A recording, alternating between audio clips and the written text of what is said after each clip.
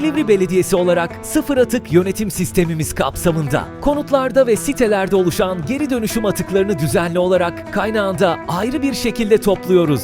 Geri dönüşüme kazandırılan her atıkla doğamızı ve geleceğimizi koruyoruz.